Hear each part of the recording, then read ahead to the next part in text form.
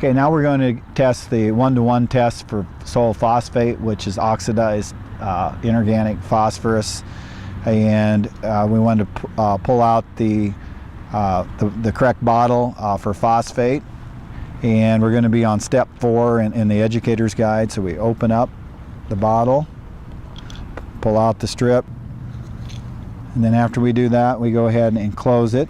There's a pad on the bottom of the soil phosphate test strip.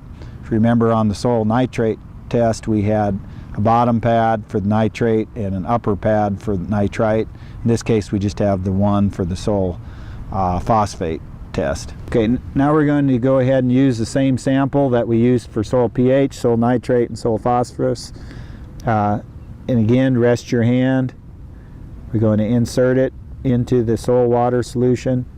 So we break surface tension, and we'll wait about a minute for the water to start to move up the strip.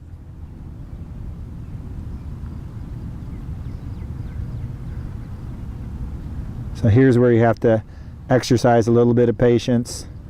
If I immerse it too deep, it'll get discolored by the soil. But I can always real lightly remove the soil water solution from the pad after it's changed colors. Okay, it's starting to change colors a little bit, so we're picking up some phosphate.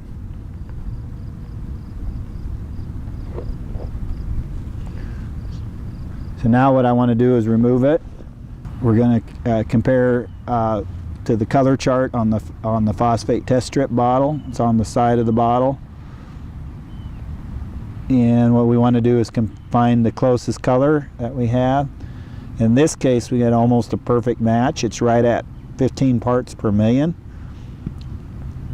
And then we want to go ahead and record that in our table in the educator's guide.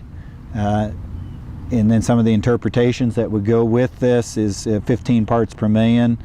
Is that adequate for the crops that you're raising or not?